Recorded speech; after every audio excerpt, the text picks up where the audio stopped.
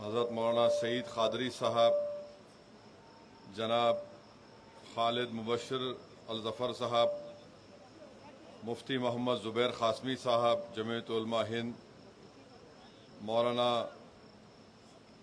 मोहम्मद हिलालुद्दीन साहब मज़हरी सेक्रेटरी जमीयत उलमा नलगुंडा, मौलाना नईमुद्दीन साहब सेक्रेटरी जमात इस्लामी हिंद, मुफ्ती उमर आबिदीन क़ासमी मदनी साहब कन्वीनर वक्फ बचाओ दस्तूर बचाओ तेलंगाना, और मोहम्मद अब्दुल बसीर रशादी साहब, मोअज़्ज़िज़ हाज़रीन कराम, बुज़ुर्गान कौम और मिल्लत, मैं सबसे पहले आप तमाम का शुक्रिया अदा करता हूँ कि आप लोग अपना कीमती वक्त निकाल कर आज के इस एहतजाजी जलसे में आपने शिरकत की। अल्हम्दुलिल्लाह आप जानते हैं कि all India Muslim personal law board की जानिब से पूरे मुल्क में वक्फ तरमीमी क़ानून के ख़िलाफ़ एहतजाजी जलसे मुनक़्क़द किए जा रहे हैं और हमारा एक ही मुतालबा है कि मरकज़ी हुकूमत को इस मुल्क के हमारे मुल्क के वज़ीर आज़म को और उनकी हुकूमत को इस काले क़ानून को वापस लेना है जो हमारे आइन और संविधान के फंडामेंटल राइट्स के ख़िलाफ़ बनाया गया है। और हम अपने मुल्क के हमारे हिंदू भाई बहनों से, सिख भाई बहनों से और दीगर मज़ाहिब के मानने वाले तमाम अफराद से कहना चाहते हैं कि हमारा ये एहतजाज किसी मज़हब के ख़िलाफ़ नहीं है। हमारा एहतजाज इसलिए है कि हम ये बताना चाहते हैं कि हम अपने मज़हब के तरीक़े से और अपने मज़हब के बताए हुए रास्ते के तहत हम अपनी ज़िंदगी को गुजारना चाहते हैं। और जैसा कि आपने अभी सुना मुअज़्ज़िज़ उलमा इकराम के बसीरत व फ़रोज़ खिताबात के ज़रिए कि वफ़ मुसलमानों के लिए एक इबादत है। हमारे मुल्क के तमाम मज़ाहिब के मानने वालों को समझना ज़रूरी है कि हमारा देश भारत एक फूल के गुलदस्ते की तरह है और अगर एक फूल भी मुरझाया जाएगा तो गुलदस्ता नहीं कहलाएगा। हमारा मुल्क एक गुलदस्ते की तरह है और कोई बीजेपी आरएसएस के लोग अगर ये कहेंगे, आवाज़ नहीं आ रही, सबको आ रही, आवाज़ नहीं आ रही, हाँ आ रही मौलाना, दिल्ली तक पहुंच रही आवाज़ ये।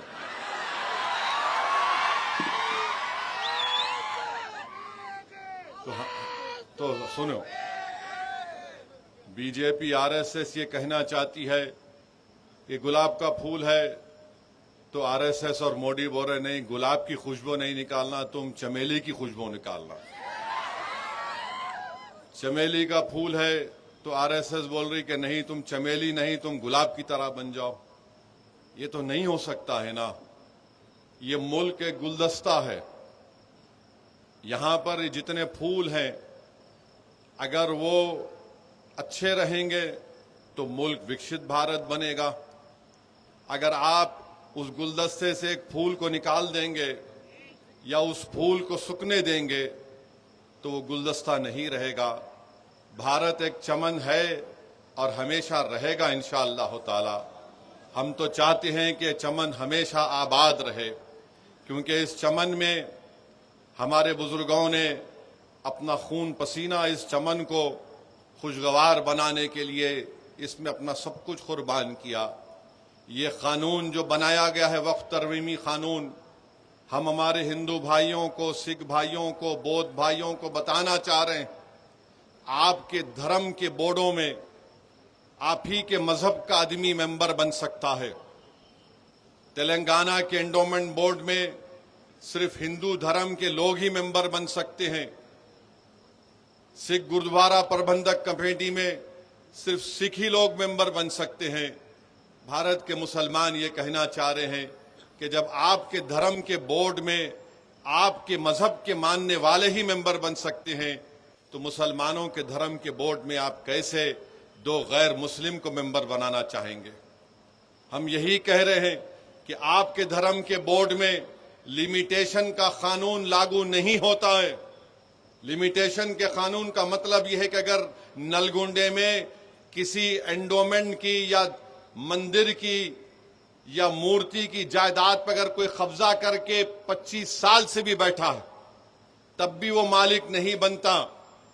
मोदी ये कह रहे हैं कि अगर मुसलमानों की वक्फ की जायदाद पर कोई काबिज होता है उसको सिर्फ 12 साल दिखाना पड़ेगा कि वो काबिज है तो मैं उसको मालिक बना दूंगा। बताइए आप कौन सा इंसाफ है ये? आप बताइए कैसा कानून है ये कि हमारे मुल्क में आदिवासी लोग रहते हैं और आदिवासी लोग मुसलमान भी हो सकते हैं। पार्लियामेंट में कांग्रेस पार्टी से लक्षद्वीप से एक मुस्लिम एमपी है, हमदुल्ला सईद उनका नाम है, मुसलमान है, आदिवासी हैं, ट्राइबल हैं। उनके वालिद 9 मर्तबा के एमपी थे कांग्रेस पार्टी से, राज्यसभा के लोकसभा के डिप्टी स्पीकर भी थे। आपने कानून बना दिया कि शेड्यूल 5 शेड्यूल 6 में कोई वक्फ की प्रॉपर्टी नहीं दी जा सकती है, तो वो जो आदिवासी मुसलमान है क्या वो अपनी जायदाद को वक्फ नहीं कर सकेगा? क्या ये हमारे भारत की आईन के आर्टिकल 14 के खिलाफ नहीं है, आर्टिकल 15 के खिलाफ नहीं है, आर्टिकल 26 के खिलाफ नहीं है, आर्टिकल 29 के खिलाफ नहीं है? इस तरह का कानून बना दिया गया। उत्तर प्रदेश में, हरियाणा में, पंजाब में वक्फ इवैक्यू प्रॉपर्टीज है।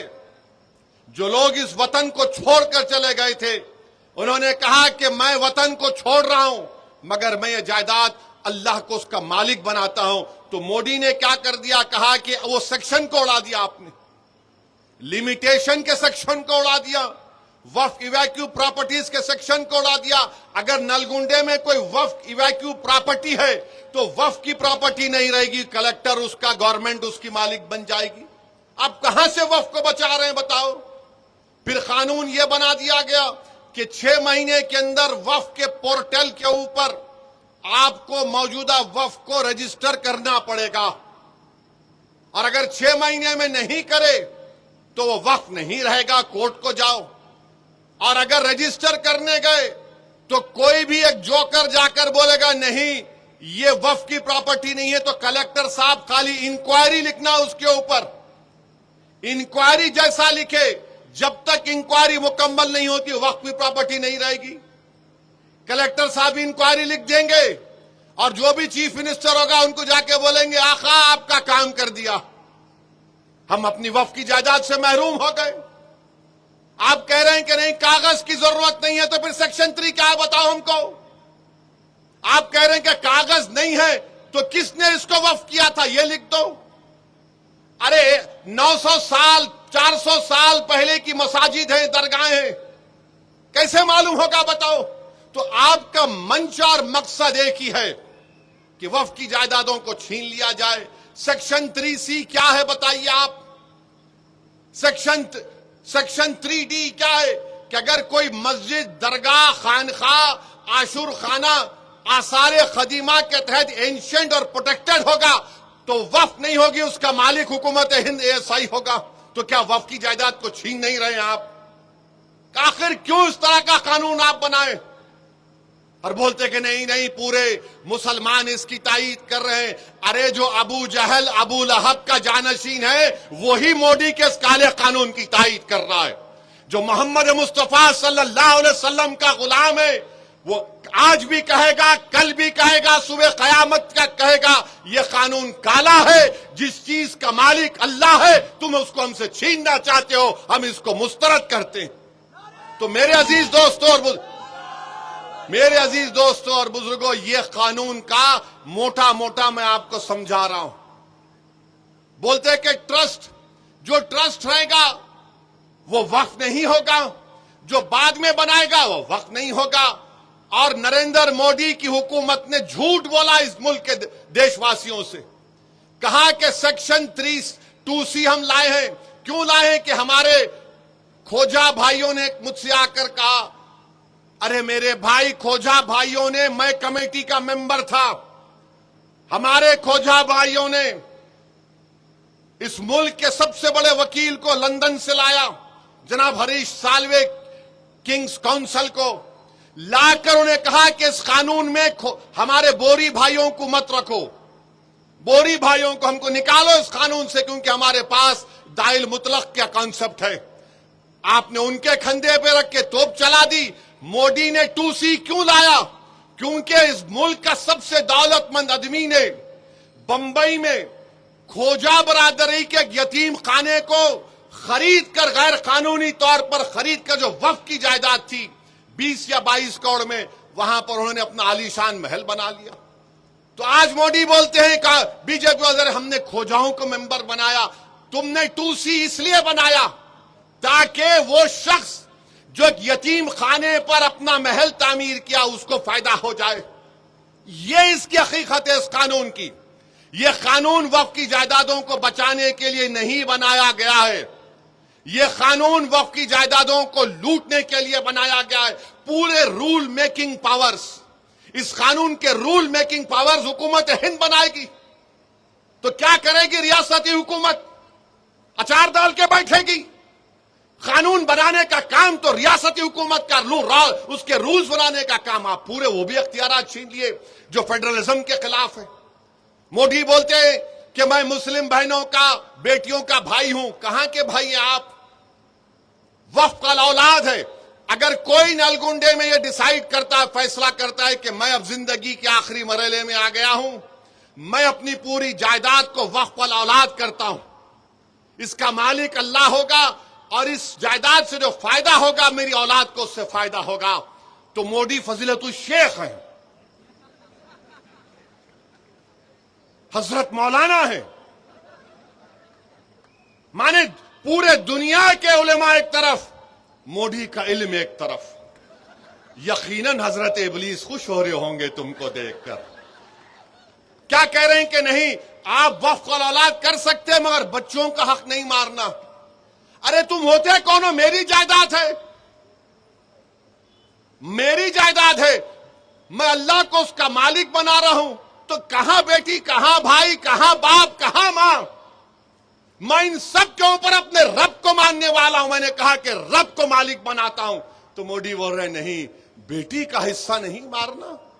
अच्छा, वो जो बच्ची जब आप चीफ मिनिस्टर थे जिसका गैंग रेप उसके पड़ोसियों ने मिलकर किया था, उस बच्ची का जिसका नाम बिल्किस बानो है, आपकी हुकूमत ने, आपके होम मिनिस्टर ने, इस देश के होम मिनिस्टर ने उस बच्ची की असमत रेजी करने वालों को, उस बच्ची के सामने उसकी 6 महीने की बच्ची को जान से मारने वालों को आपने छोड़ दिया।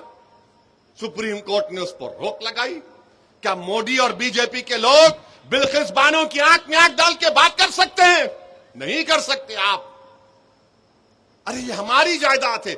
आइन, हमारे आइन में आर्टिकल 300 क्या है जो हमको अख्तियार देता है हम किसको भी दें। हमारे हिंदू भाई जानते हैं, अगर हमारे हिंदू भाइयों के पास सेल्फ एक्वायर्ड प्रॉपर्टी होगी तो वो अपनी किसी भी, अगर 2 औलाद है तो एक को पूरी जायदाद दे सकते हैं, या उनको भी नहीं दे के मोहल्ले में किसी को दे सकते हैं विल पावर के जरिए। तो विल पावर आपके पास, और हम अपनी जायदाद को अल्लाह को मालिक नहीं बना सकते। यह कानून मोदी हुकूमत ने बनाया है तो वक्फ को बर्बाद करने के लिए बनाया है। तो आपको और हमको इत्तेहाद को अपने मजबूत रखना है, मुत्तहिद रहना है।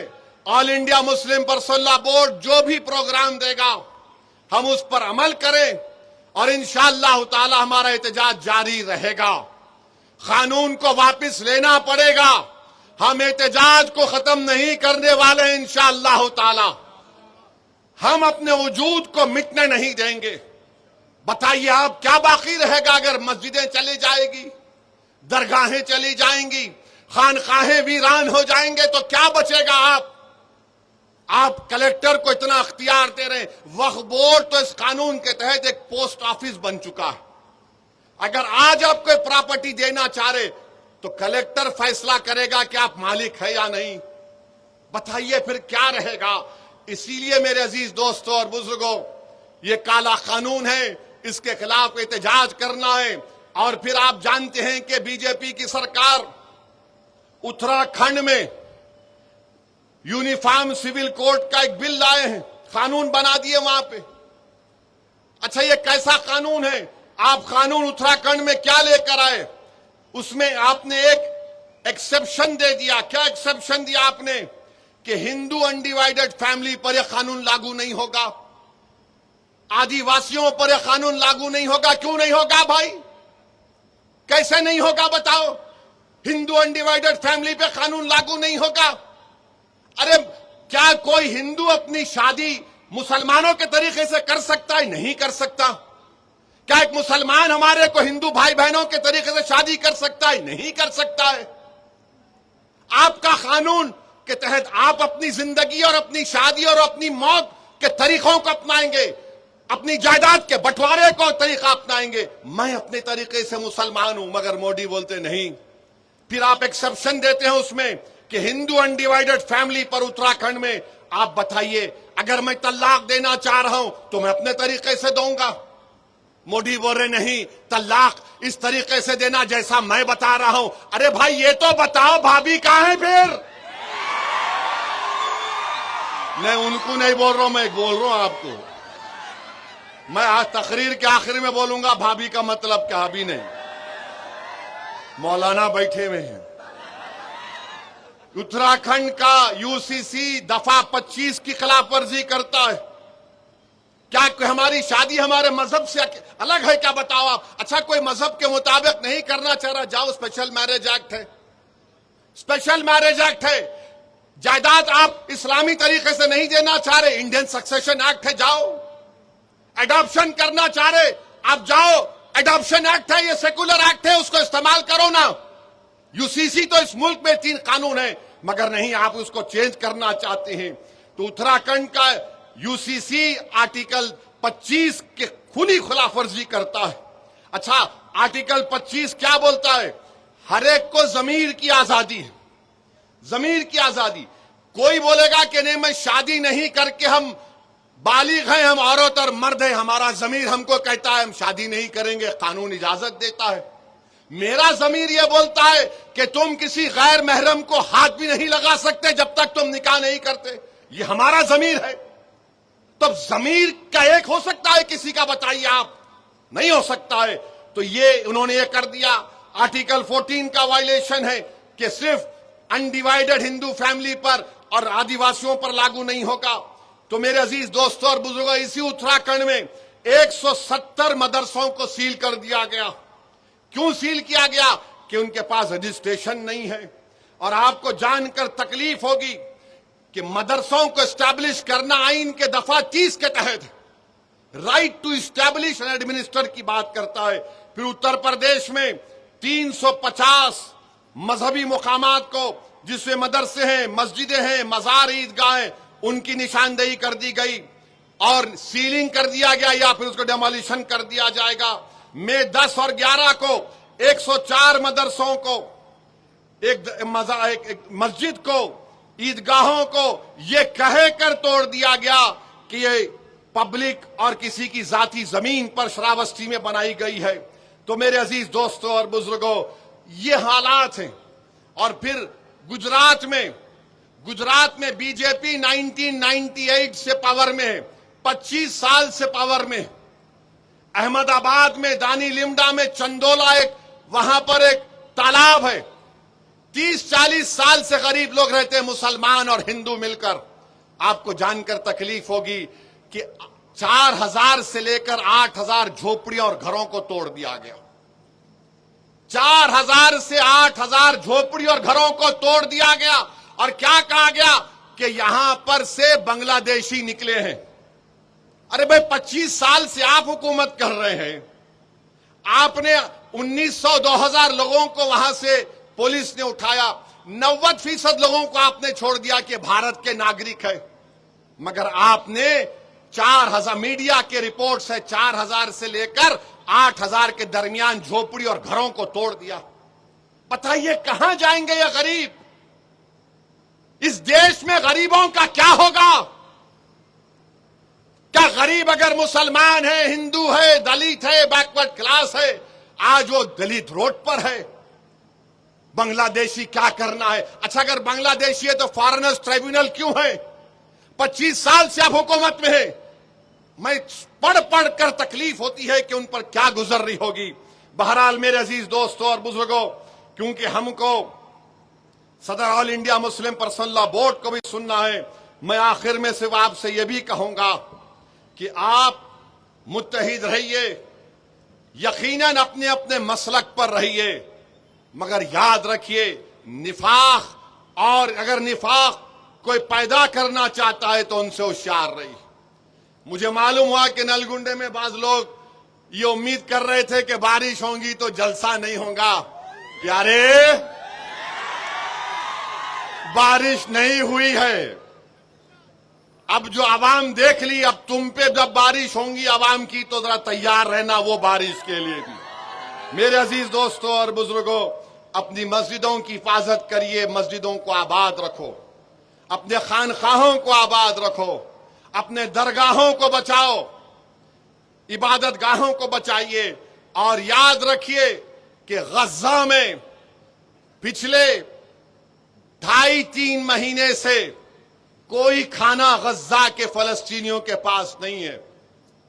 4,80,000 लोग भूखे हैं, जिसमें 70,000 बच्चे हैं और 17,000 हमारी बेटियां हैं। कोई खाना नहीं है उनके पास। वाह रे तहजीबी दुनिया, वाह ये मगरिबी दुनिया जो सारी दुनिया को दर्स देती है ह्यूमन राइट्स का।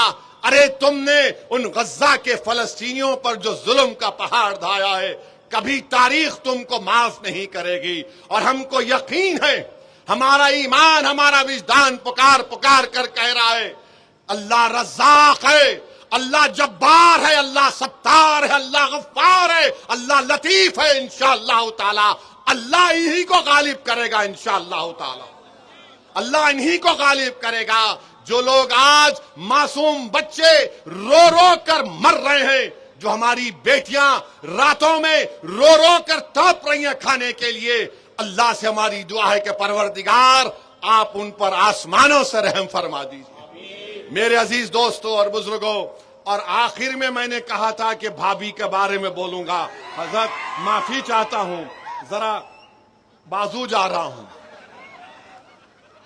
अभी हमारे भोपाल के हमारे एमएलए साहब, मेरे छोटे भाई ने खत लिखे और खत में कहा कि ओवैसी साहब, आप हुकूमत के डेलीगेशन में जा रहे हैं हमारे मध्य प्रदेश में, वहां के एक वजीर ने हमारे भारतीय फौज की एक बेबाक हमारी बेटी के ताल्लुक से कोई अनाप शनाप बक दिया। आप जरा पूछ लीजिए गवर्नमेंट से, क्योंकि अगर आप इन ममालिक में जाएंगे तो आपसे सवाल होगा।